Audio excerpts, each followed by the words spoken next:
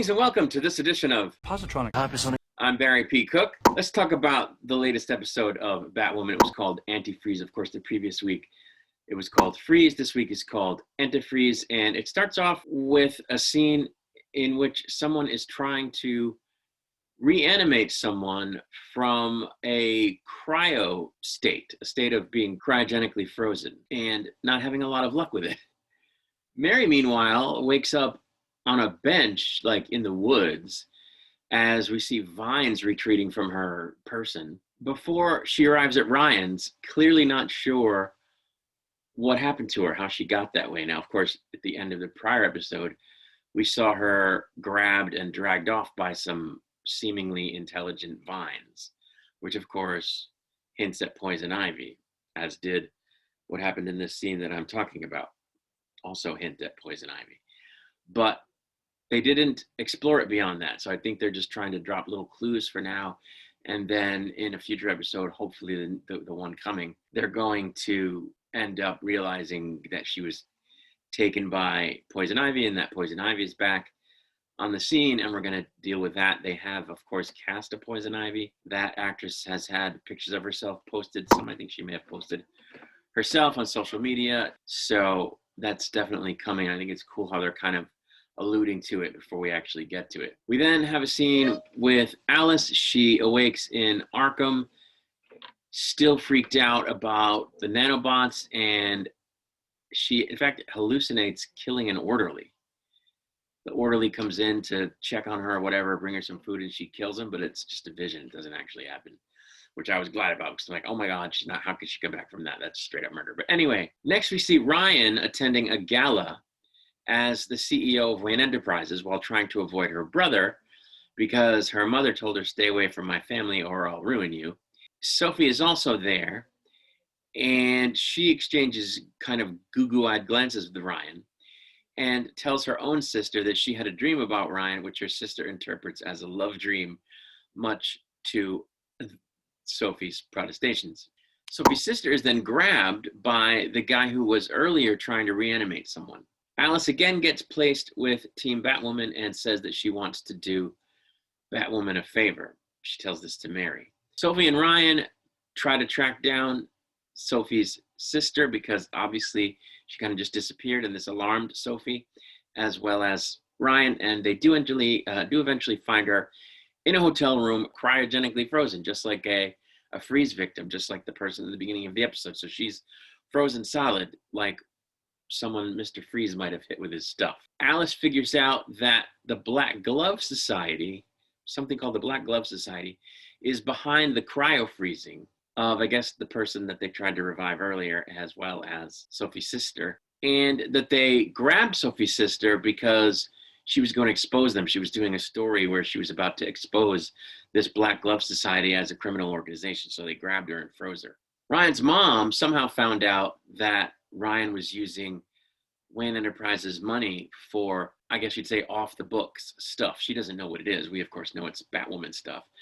But she exposes this publicly to try to, I guess, ruin Ryan so that maybe Wayne Enterprises would be right for the takeover if they have a vote of no confidence in the CEO or fire her, and then they're in free fall. So she's up to something there. While trying to help Sophie search for Jordan's apartment, that's Sophie's sister, for clues about the Black Glove Society, Alice hallucinates the prison guard that she previously imagined herself killing.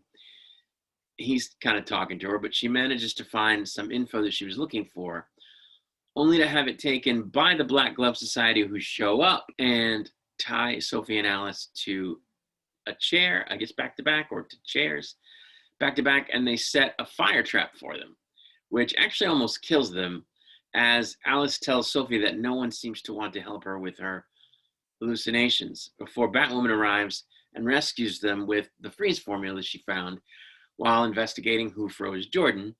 And Mary then uses that formula to engineer a cure for Jordan's condition, which is good. She's able to revive Jordan. Alice then convinces Team Batwoman to get Renee to let her live with Sophie so that she can stay out of Arkham and keep helping them. Luke, meanwhile, who we haven't seen much of this episode, realizes that he's not really ready to use the suit because he is sort of experiencing some PTSD or something similar, and that he's not really ready to be active as Batwing, which is kind of a bummer, but that's what happened. Ryan then ignores calls to resign that are made to her by others at Wayne Enterprises, which they wanted her to do in order to save the company. But she, like I said, she declines, and she asks her brother to work with her to stop their mom from taking over Wayne Enterprises. We then see that the Black Glove Society was actually working for Ryan's mother while they were doing all this stuff, going around freezing people, because they're trying to figure out how to freeze someone and then reanimate them, because Ryan's mother wants to freeze her own son so that I guess he won't behave the way he's been behaving, or in a way that she fears he's going to behave, but doesn't want to kill him. So that's why they've been experimenting on other people. So it turns out that Ryan's mom is not just like a big biatch.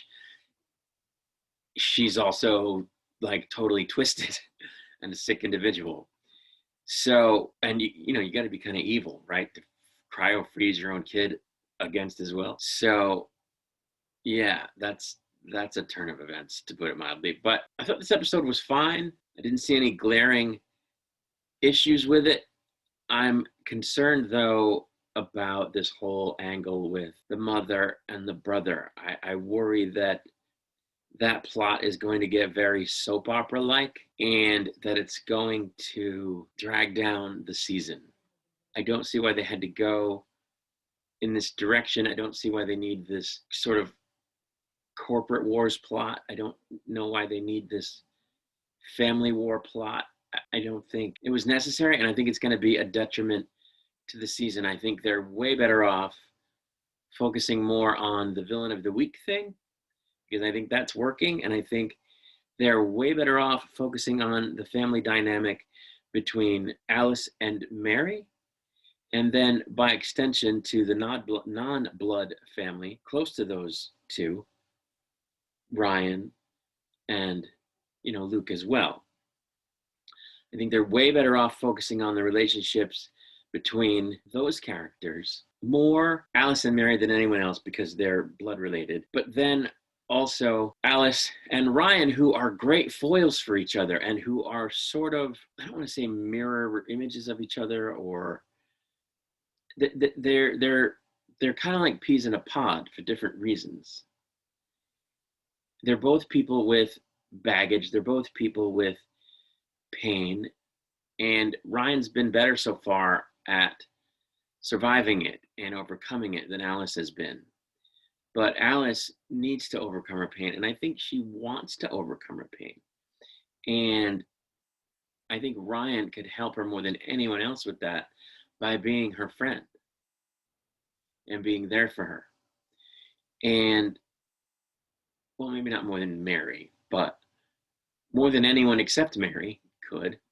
And I think Mary could do likewise. So that's really what I want to see this season. I want to see the character work with those three characters and how they relate to each other. I think that's the strongest road they could go down, and they've started to go down those roads. They've shown an inkling of going down those roads. So I think that's where the strength in this season could be, if they focus on that more than this stuff about Ryan and her mother and the corporate war and all that stuff. I think there's no need to do that. Expand what you're doing with those three characters, and expand what you're doing with the villain of the week thing, and focus on that. Poison Ivy could be huge. So that's what I think they need to do. I'm worried that they're not going to do it. I'm worried that this family dynamic with the mother is going to suck a lot of oxygen out of it, because they seem to be putting that story on the front burner a bit. And I don't know. I think it could be bad, is what I'm saying. Anyway, I thought this was an okay episode. I didn't see any problems with it. I just have my concerns about where they're going with this particular plot. I think it's a mistake. Anyway, I'll be back with a review of the next episode after it airs. Until then, I wish you all peace and long life.